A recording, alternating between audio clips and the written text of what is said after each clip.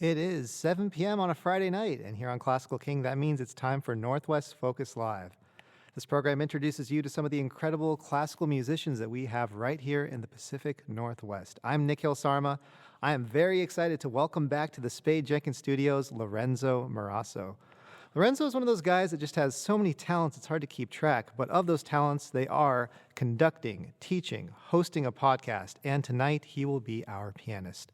Lorenzo is also a great conversationalist, so I'm excited to talk with him about why it's important for classical musicians to commission new works from living composers. Also, ask him about his philosophy when curating the eclectic programs that he performs with his orchestra, the Seattle Chamber Orchestra. As far as music goes, he's going to take us on a chronological journey from the English Renaissance through the German Baroque up until the Age of Enlightenment in the heart of the Holy Roman Empire. We have Mozart, we have Haydn, FROBERGER, all ahead. But we're going to begin with a composition by John Dowland. This is from his 7 fantasies. This is the 3rd fantasy titled Farewell.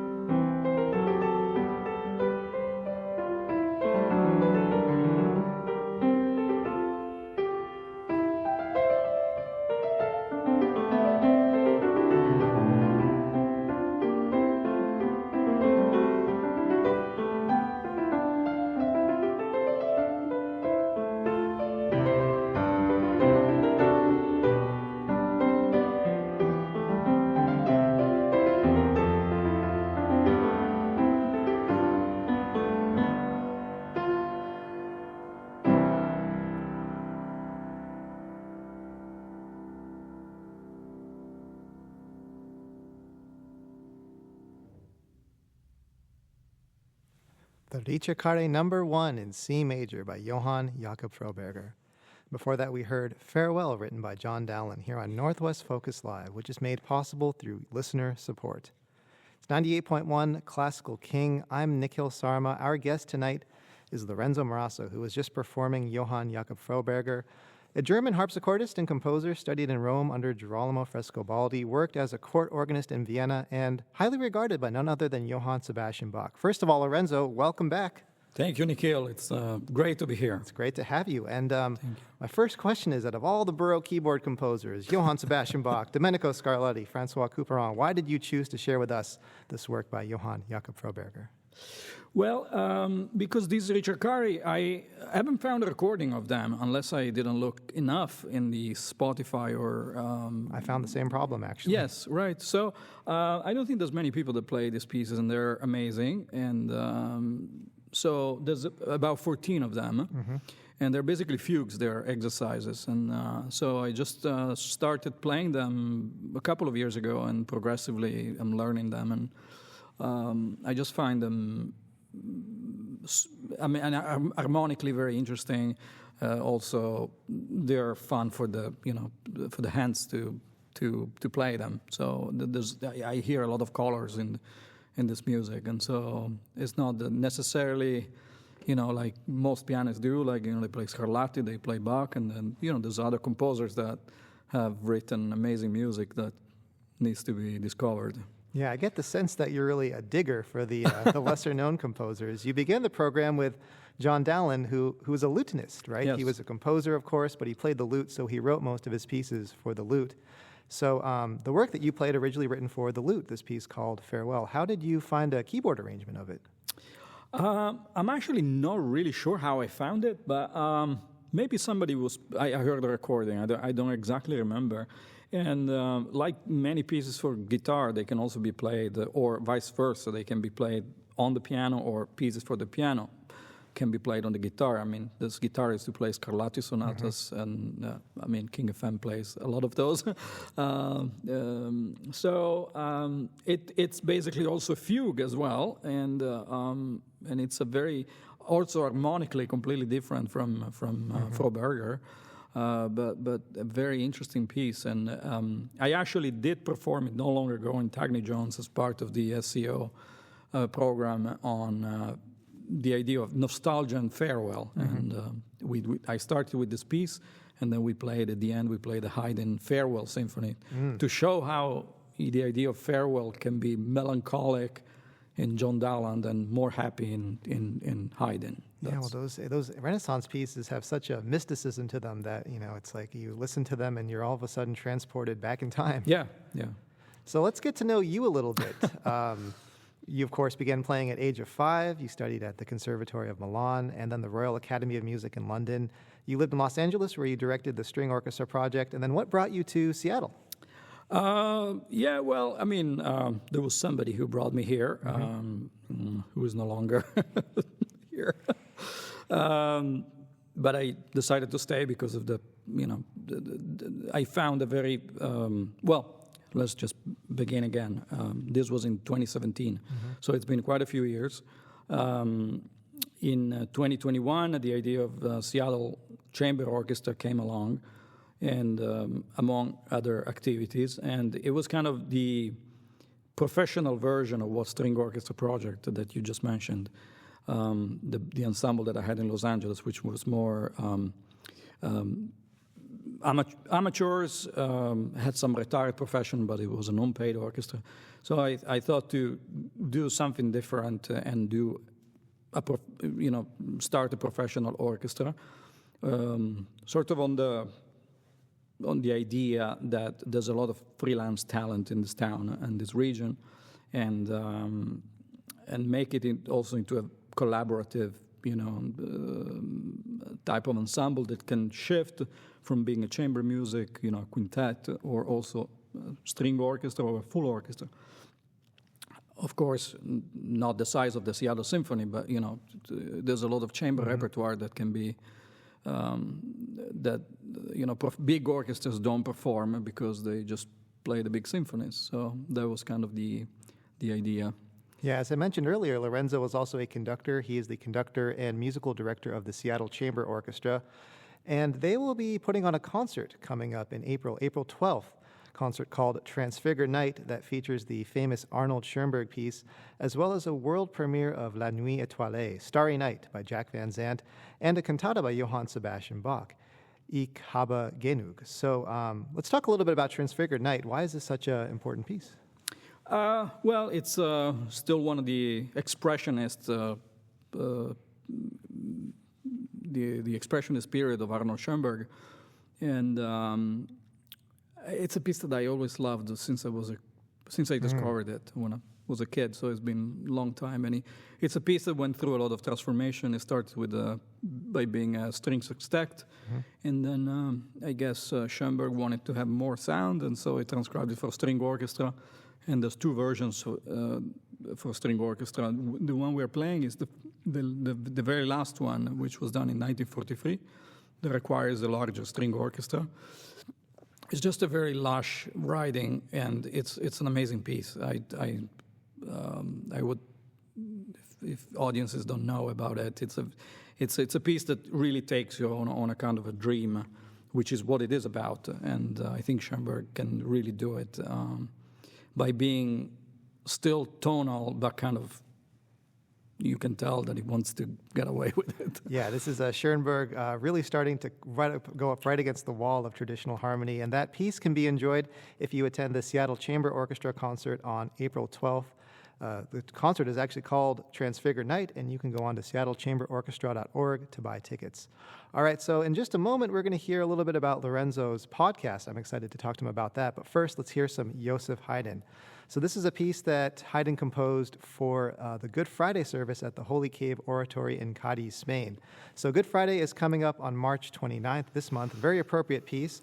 So we're going to hear Lorenzo Marasso perform the 7 last words, 3 movements from the 7 last words, which get their inspiration from the final words of Jesus Christ on the crucifix. We're going to hear the introduction, the Sonata number 7, Into Your Hands, Lord, I Commend My Spirit, and finally, the earthquake. This is Northwest Focus Live with Lorenzo Marasso.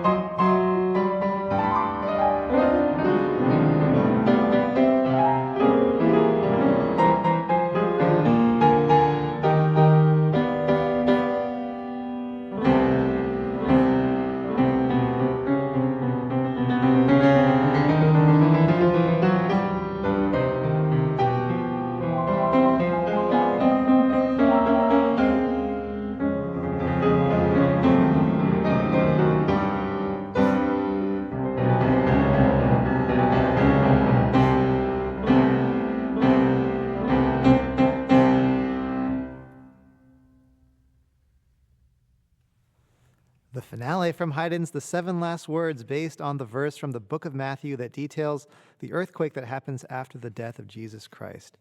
We also heard the seventh sonata, Into Your Hands, Lord, I Commend My Spirit, and the introduction played by Lorenzo Marasso. The Seven Last Words by Joseph Haydn, each sonata based on the final words of Jesus Christ on the crucifix. And you can actually purchase Lorenzo's performance in its entirety. He made a recording of it that can be found on his website, lorenzomarasso.com.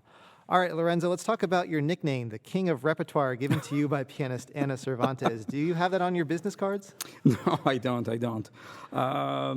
Yeah, Ana was. We played a concert in Mexico. Ana's she's a Mexican-American pianist who lives in Mexico, and she's very energetic, very, very nice person. So I guess we played this piano for hand concert, and so we kind of went back and forth with the repertoire ideas, and at some point you said, "You're the king of repertoire." That's a great nickname. Well, so even with that nickname, you still routinely commission new works. For example, the concert you're putting on with your orchestra on April 12th has La Nuit Étoilée, written by Jack Van Zandt. It's a world premiere. So why is it important for someone like yourself to commission new works? Can't you just, rest on the centuries-old canon?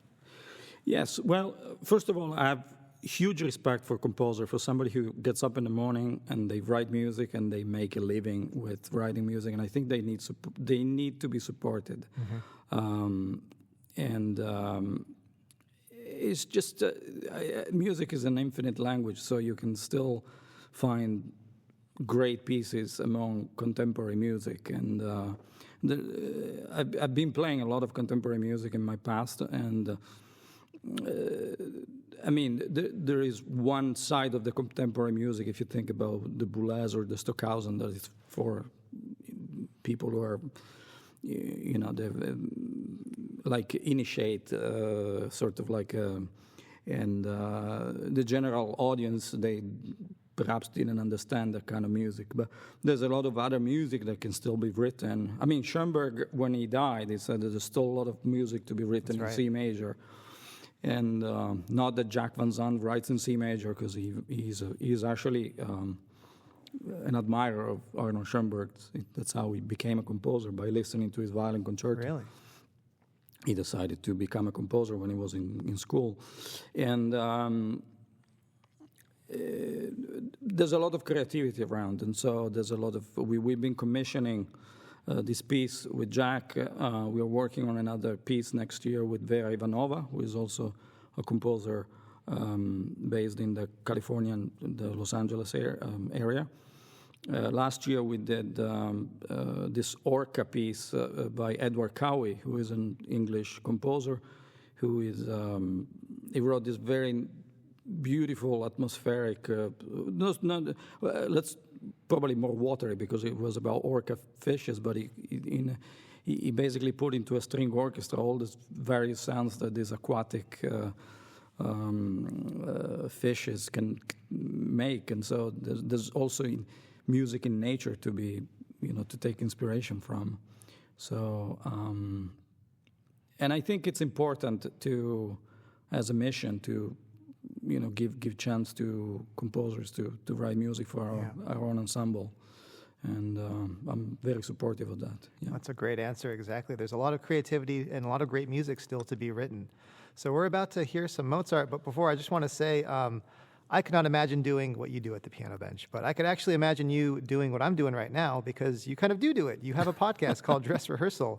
Real quick, how did that come to be, and what was your mission behind that podcast? So that started during the pandemic, when all musicians practically were jobless, basically. So among other projects, which were like recording and streaming, doing concerts and streaming, I always had this idea of doing a radio program, and I found a radio station here in Seattle, non Kig FM, but another one called KBFG, which is one of those they call them low power. But I found an extremely welcoming set of people that when I proposed what I wanted to do, they were very enthusiastic. And so I started interviewing people, and I produced about 70 podcasts since 2021. Wow.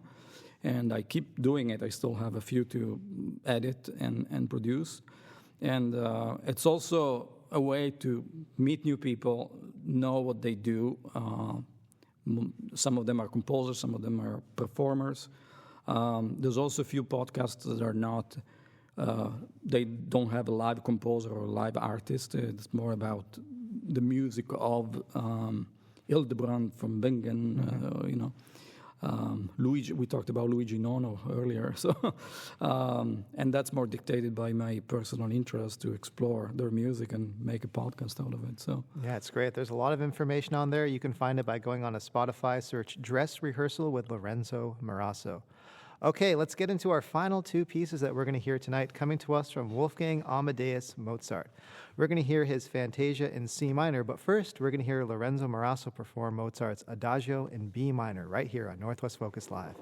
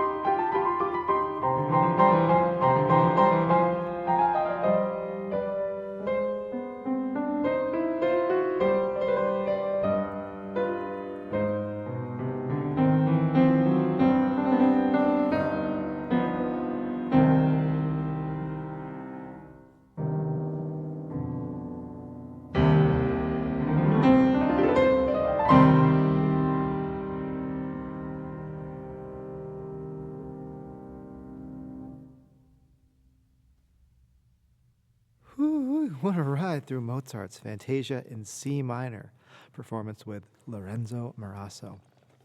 Lorenzo has a concert coming up on Friday, April 12th called Transfigure Night. That'll happen with his orchestra, the Seattle Chamber Orchestra, featuring the work of Arnold Schoenberg, Johann Sebastian Bach, and a world premiere by Jack Van Sant called La Nuit Étoilée. Tickets can be purchased at seattlechamberorchestra.org.